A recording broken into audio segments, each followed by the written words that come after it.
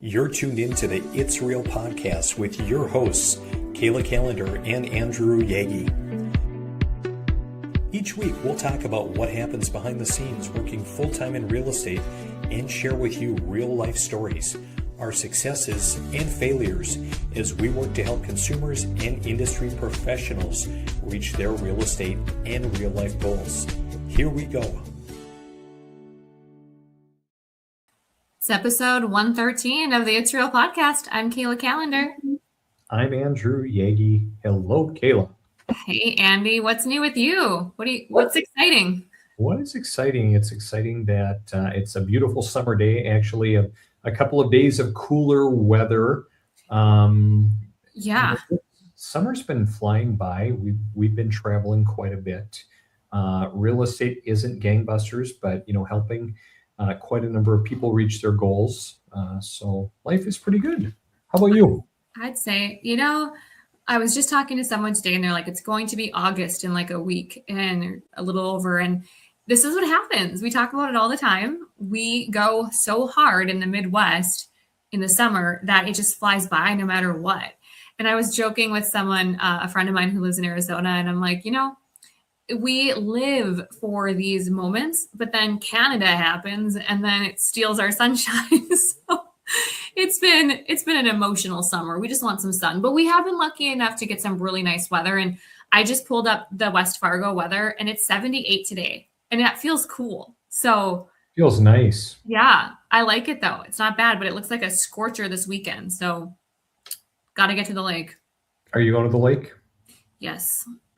Yes. I think that's the best place to be. When you're on the water, it doesn't feel like 99, So yeah. What about you guys? We have to go to a family reunion this weekend on my wife's side of the family. So we're going to be traveling a little bit this upcoming weekend, which, hey, it's always good to see family. Yeah. But I do also long for the days when things slow down, kind of the end of the summer where, hey, we're not going somewhere every weekend. We're staying more near, but just don't have activities. Can I tell you a secret that I was thinking about, but I have never really said out loud? Yes, say it. I don't even think I should say this because it goes against all that is Kayla Kallander. I have been looking forward to fall and winter more than ever. And that's like a no for me. I'm a summer girl. But you're right, Andy. Things slow down just a little bit. It takes just a moment of like, gosh, it's just nice to just have a weekend in town, not have to be at anything. And it just kind of calms you, kind of gives you peace of mind. So Yeah, I would say so. The thing that I do love the most about where we live are the seasons. Like it's really awesome to have 4 seasons and, just to kind of have that change, kind of that shift. I look forward even more, to kids going back to school just for kind of, some of that structure. My wife enjoys it more as she's chasing them around all summer and no doubt driving her nuts. But I don't know. There's like a piece with it, but like I don't think I've ever felt that way. But I think it's just the busy, the chaos, and there just comes a little bit of a slowdown in the fall. So yeah, I used to hate when people were like, I like seasons. And I'm like, I like seasons. Yeah, I get it. It's nice. It is nice to have. Right on. Okay, well, I've got a couple of questions for you. Okay. So first of all, you were just out to Las Vegas. You went to the Forward event. I did. Yes. Some pictures floating around, probably saw a few Snapchats, Insta Reels. It looked like a really great event. Talk about it a little bit. Yeah. So this is my 3rd time going to the Forward event. A lot of people call it a mortgage conference. It's anything but. Most of the attendees are mortgage and real estate, about 50-50. Neil Dingra puts it on. Neil is from that area. He's a mortgage lender, and he has basically just taken this community and created an amazing attendance. There's 1,000 people that attend. Tickets sell out typically immediately. But what's really cool is you get to see the same people there every year. And about probably 1/3 of people come and go. But what's awesome is that you get to see these people that you only know online, or maybe you've met online, or maybe you've met in person and reconnect with, who have the same kind of values and want to align their business the same. but the speakers are so incredible. And there were some big headliners like Ed Milet, Layla Hermosi, Ryan Leake. But then there were some people that you might not know very well that just crushed it. Every single person had a different message, a different alignment you related to. There wasn't a single person on stage that I like trailed off on. And it was incredible. The messages were awesome. I would say Ed Milet, of course, gave the most intense, impressionable speech where everybody was crying. It didn't help that he showed a clip from Saving Private Ryan, but nonetheless, it was so intense that I couldn't even take notes. And I think we need that every now and then. I think you can invest yourself into, books and podcasts, but what are you doing with it? How are you, applying that to your life? What are you doing? And they give actionable items, and, there's a community afterwards that connects. So overall, a really great experience, and I plan to attend next year. So. Well, that's really awesome. I should really put it on my radar as well. It does look like a great event. And Neil, when he was just at the Hatch Summit in Fargo, it was really awesome seeing him. Yeah. A lot of really good takeaways. Yeah, and Eric Hatch was there, and Nick Duraney from they were at the summit too. That obviously it's the Hatch Summit, but it's really great to see some locals there too. So maybe you need to buy a ticket, Andy. Maybe I think we talked about this last year, and I think that you were supposed to remind me about it this year. And I'm sorry, I probably didn't. You reminded me about it, but maybe next year. It'd be kind of fun. I will send you an email after this with the dates. It's in June next year. It's in Vegas. It's at Resorts World. It's, I think, the last weekend in June. So put it on your calendar now. I'll follow up. And then when tickets go on sale, I'll let you know. Right on. Speaking of, though, we were in Vegas at the same time, and I didn't know until I saw your Facebook. Right. What the heck? I told Taryn, I'm like, Andy, Yaggie's in Vegas. Well, I was so mad. I'm like, I didn't see anything. Like, I don't even think you posted on your Snapchat, Andy. I didn't see anything.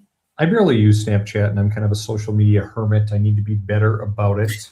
But yeah, so we snuck away to Vegas, just another couple that we're friends with, and we went and hung out and saw the sights. Yeah, just to kind of get away. Part because I just turned 40, which we've talked about. And it was a nice time. Had some really good meals, had some really nice time by the pool, saw some good live music. One of the downfalls of going to Las Vegas earlier in the week is, a lot of shows are off for at least a day, or, some of the better ones sometimes are not going. So we didn't actually go to any shows, which was fine, but hit up a spa in the area and just really had some nice relaxing time. So it was good to go, good to get away. Always nice to go home too. But yeah, I wish that I would have known that you were sticking around past the conference and Taryn was there. We could have gotten together and I know. And we almost stayed at Fountain Blue. I'm like, what if it was the Wynn or Fountain Blue? I was at Fountain Blue last October, and it was beautiful, but I'm like, okay, I've never been at the Wynn. So it was good, but I would say Fountain Blue wins. It's just more modern, And I've never been to the Wynn. I know some people that they like to go there religiously, and yes, but the Fountain Blue is definitely, it's nice, a little bit further away from everything, but it's not bad. It's nice though. But I will tell you though, it's so great to go to those things and attend and be. But I will tell you, 5 nights in Vegas was a lot for me. Too long away from my dogs, and I spent from 10 a.m. till 3 a.m. in airports and on planes because I had to take 3 flights back to Fargo. So I don't want to travel for a while, Andy. So yep, I'm hearing you. Until next time. What talk about real estate a little bit, Kayla? Yeah. Anything fun, interesting? Any stories? Any horror stories or anything? We haven't talked at all before this podcast. So a couple weeks ago, I've got something doesn't happen that often. I had an individual that I fired as a client. I told him no. That doesn't happen a lot in this industry. I think when people come to you for a service, they're coming to you for help. And my team and I were so proactive, probably to a fault. If we miss something up front or don't share something, it's rare. I think when, I do a discovery call, then we get them pre-qualified. Then we have a meeting, usually on Zoom. There's so many moving parts. And this individual he was being combative in the pre-qual process. Like, we needed something, we needed to document something. And he's like, you don't need that. And I'm like, actually, that's not a requirement by us. That's a requirement by the GSEs, by FHA. And was so combative that I just said, I think that it's best if you go with a different lender that better aligns with what you want. And knowing that he's going to run into the same issues. And I just say, Andy, when someone is that combative, when, we have a lot of clients that want to work with us, that get to work with us. And we have to remember that we're really good at what we do. But if it's that difficult at the front, what's it going to be like when underwriting gets it? What's it going to be like when the appraisal's short or the home inspection comes in with some repairs? And so for me to fire a client, that's very rare, but a client was fired. So, and truthfully, there's a zero tolerance policy too. If someone says something we didn't, and we know we did, if you're going to be rude to my team, that's it. There's no excuses. So that was something that was interesting that happened a couple of weeks ago. So not ideal, but it happens. And I know there's a lot of lenders out there that would, just want every deal. It's not worth the mental suck and the tax that it takes on you and your team. So it makes me think of this. Cue the music. Can you hear it? I can kind of hear it. What is it? Oh. Bad Boys. Yeah, he was a bad boy. I'm like, dude, don't be so mean. So, yeah. What we're gonna do is we're gonna fire you. So, and the sad part is they're gonna experience the same thing, and that other lender might not give all the details, but once they get in the contract, you're going to get all these requirements that we already talked about. So unfortunate, but it happens. But that's a great talking point as far as really, taking the time to get to know your client or potential clients, and vice versa, the potential client getting to know the agent, the lender in advance. Are we compatible? Is this something that isn't going to work for either one of us? And Kayla, I reflect on it, and I really harp, I've got a younger team. There are 6 of us as agents here, and we talk about it all the time where, hey, you don't need to work with everybody. In fact, you don't need to, and you're not going to work with most people, but make sure you're aligned. And we've really been working hard, Kayla, at, making sure that we have the right tools in place. And I'm glad you brought this up, because we actually just redesigned our website, and we're still working on it, but like, this is our buy page, where it talks about finding your home, your perfect home, where you can go and search for properties, talking about the fact that we're your advocate from the beginning, kind of laying out a concise piece of the process here, some of our featured properties, and then our buyer questionnaire. I am amazed, Kayla, since we put our new website into play, the number of people that have come and started electively completing our questionnaire. I just got one. I just had a kind of a developer event within the city here, and I got one when I was gone. Someone just randomly came and filled out our form. They want to work with us. They want to buy, or at least they filled it out. We'll see if they want to work with us or not. If they're willing to have the conversation, and if we're aligned, and if we're not, that's fine too. Go find your people. There are plenty of tour guides out there that will take you and open doors for you and leave you totally frustrated. And there are plenty of lenders that are hungry for business, that hell or high water, they'll take the abuse. They need the deal. Yeah. And I think too, when you're aligned with, the realtor on this deal that I had, she was like, hey, client, like, Kayla and her team do a great job. Like, this isn't her role. So like, even having like that support of the next person. And she said, we're not going to write an offer until we know they're going to get you this. So it's like, that's a big deal too. Cause if they're writing an offer, then now we're like scrambling. And so I think you're spot on, Andy. And by the way, I love that addition on your website, because people like kind of like DIY. They like to kind of put their stuff in, see what happens. But I think a lot of people are kind of getting away from the phone. So if they can do as much as they can in a consult, we have a questionnaire we send to, and you'd be shocked at how many people I'm like, hey, Andy, can you hop on a 15-minute call? Or do you want to fill out this form? A lot of people are leaning towards a form. So way of the world. Still important to have it, though. I had someone the other day tell me, hey, I would like to work with you, but I'll let you know when I'm ready to go start touring houses, and I'll send you houses I like, and I'm working. And it's like, well, I can appreciate that, but that's actually not how it works. At least not if you're going to work with us. And I guess if that doesn't jive with you, then that's fine. There are a lot of tour guides out there. Do you have people that so new client comes to you, hey, Andy, I got your info from my friend who bought with you or sold with you years ago. What is your first step? Is it a phone call? Is it a meeting? Tell me how you guys are running your process now. Mm-hmm. So I guess it depends.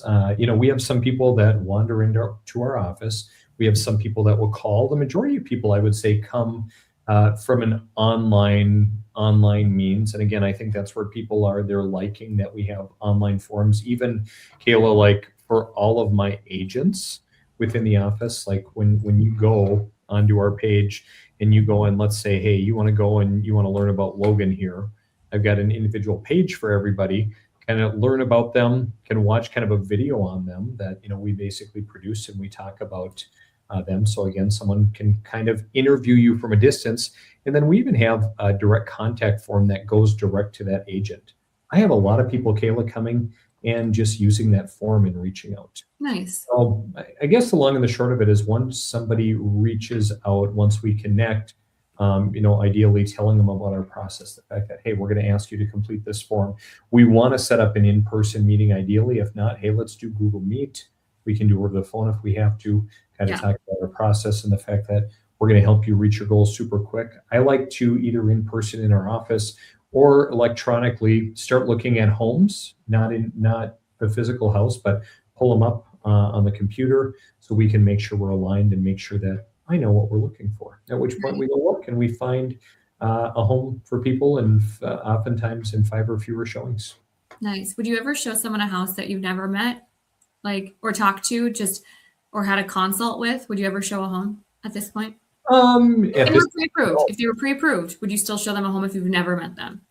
I would want to have some type of communication with them first, just so we're on the same page and I know a little bit more about what they're looking for. Again, I'm not a tour guide. I'm not an order taker, which actually brings up another interesting story. I had someone reach out who, hey, they've got land for sale. They found me highly reviewed.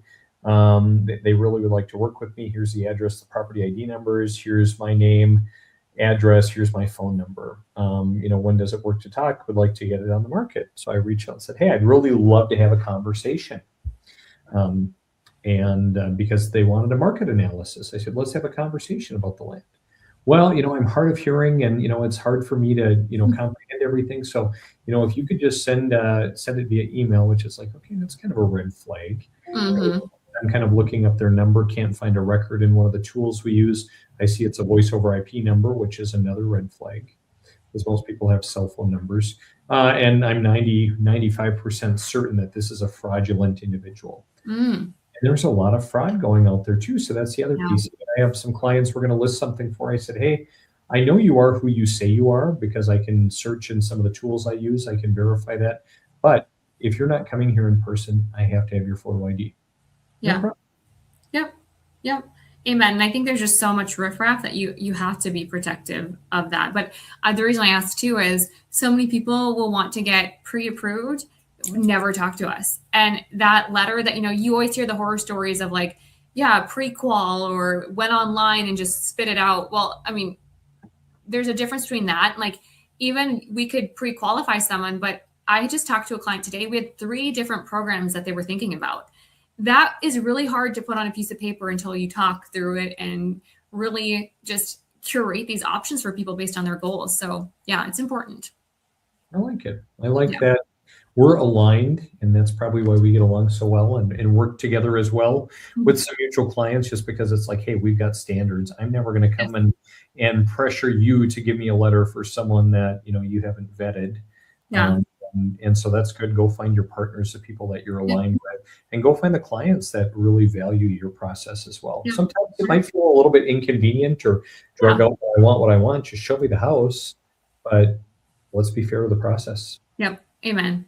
And I'm excited to work with you, Andy, because you and I have worked on a couple deals and it's gone smoothly, and we got one coming up here. So thanks for trusting my team. Hey, I've got a question at your Forward event. So Yeah. obviously, I saw there were some good things that were up on the screen.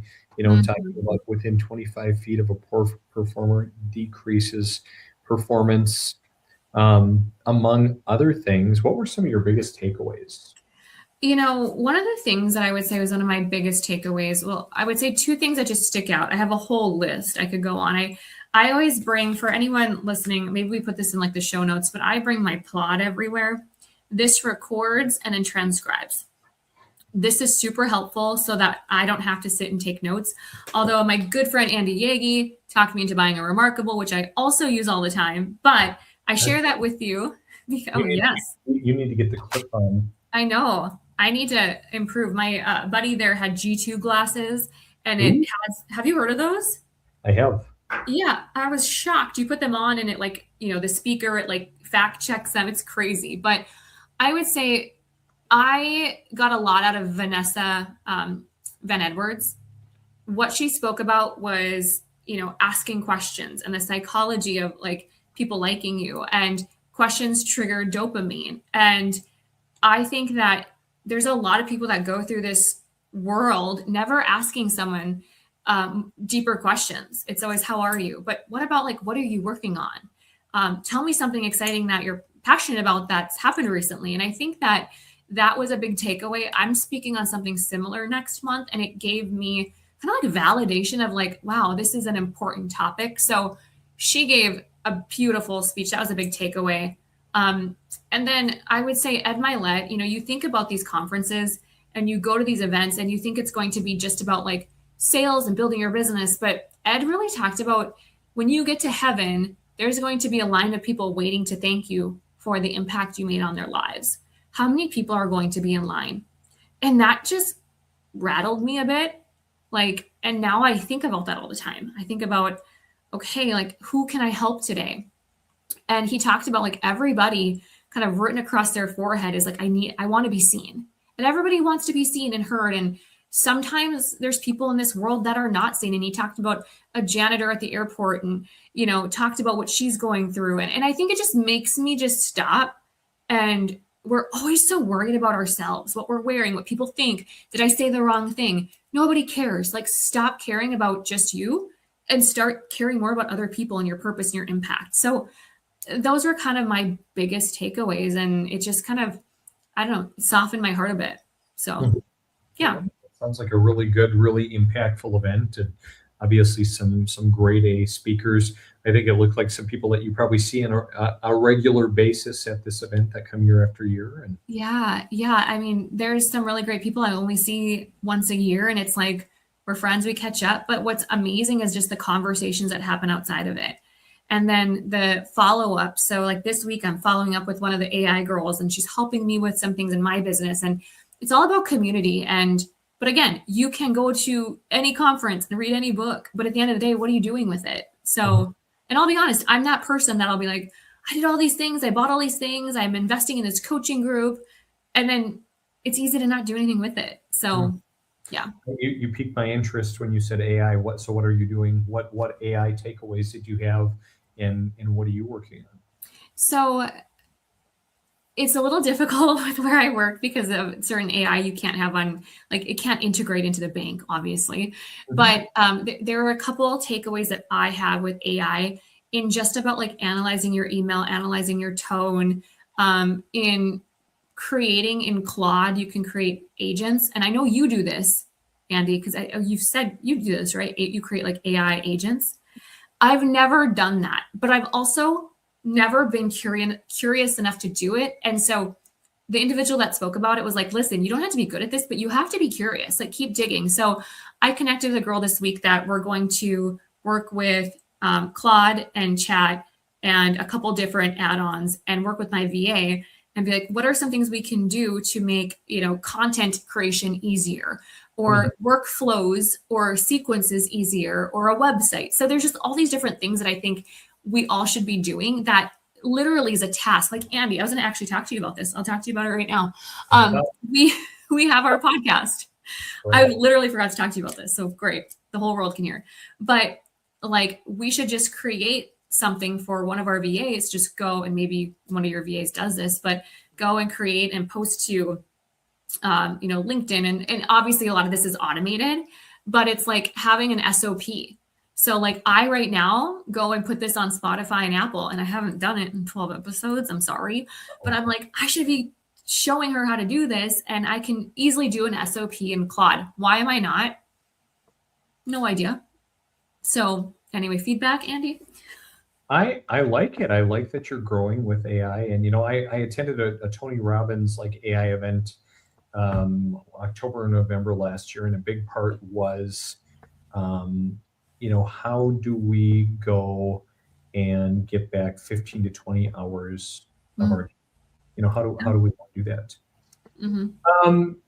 And so I really that really resonated with me. And, in some ways it just, as I've kind of gone down the AI rabbit hole, and I've been doing a lot of development and design, building websites, building apps, building solutions, building agents. In some ways I've, created a lot of other jobs, a lot of other noise, but it is just out of this world what you can do with AI. And just quickly, responding to things. If you have an agent trained in your voice, being able to help you quickly and thoughtfully respond to emails, or even analyze deals, especially more complex ones.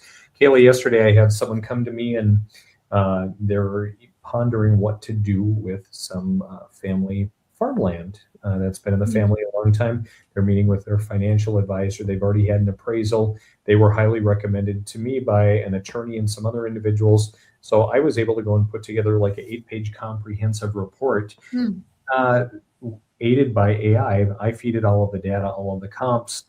It's trained in my voice. I give it context with some of the sales that I've done with my knowledge of the egg market and farming, and put it together. It would take an inordinate amount of time, and it blew them away, Kayla. They were very, very impressed with it.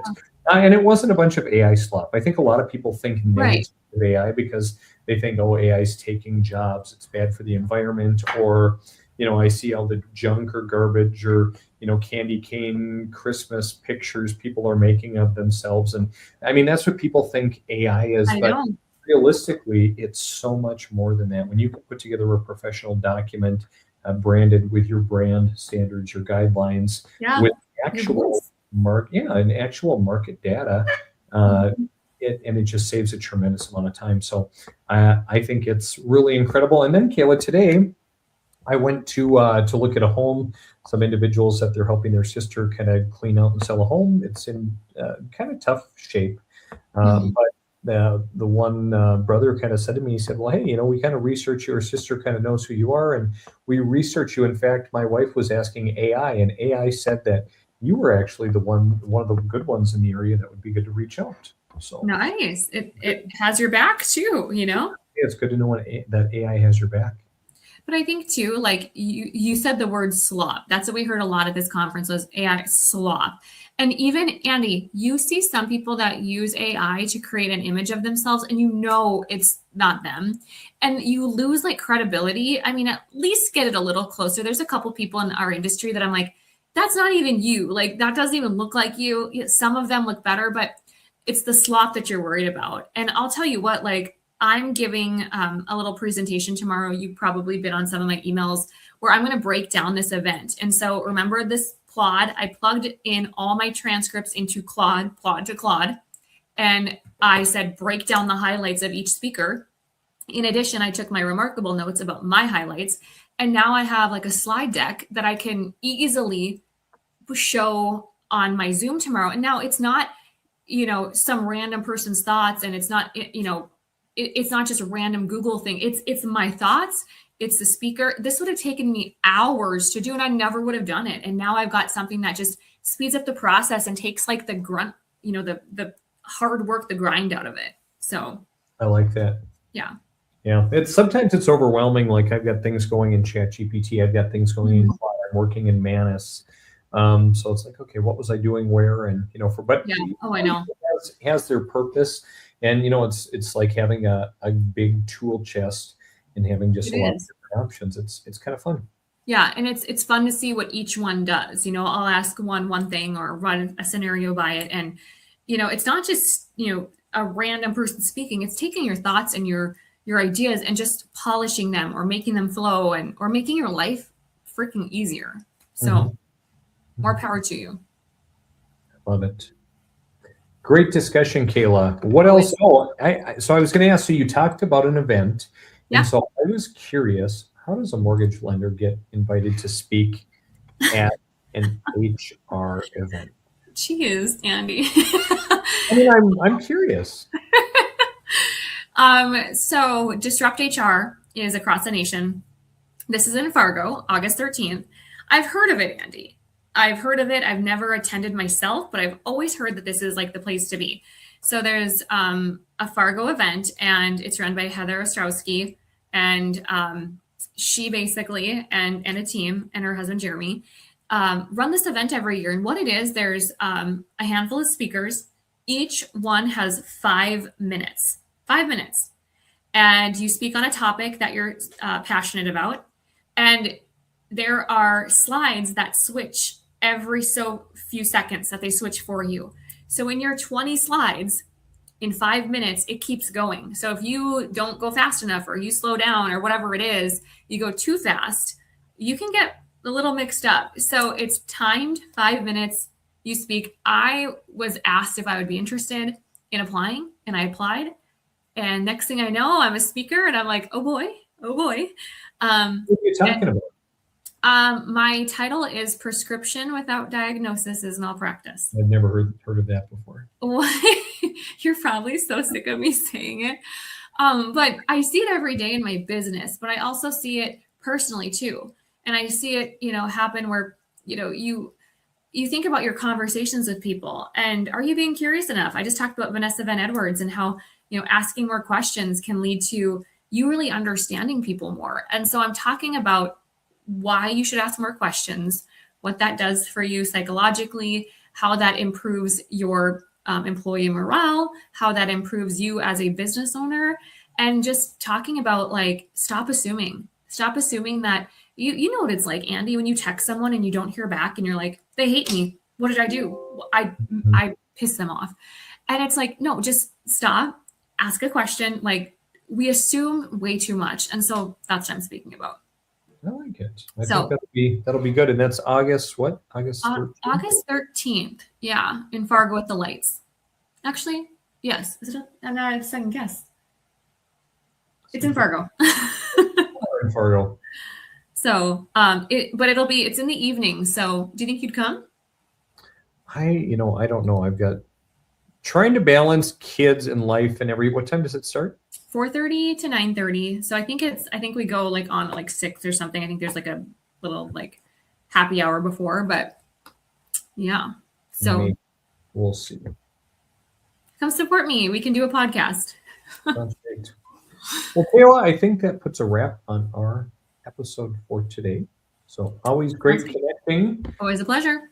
I hope you have a great rest of the week. I will if you will. See ya. Bye.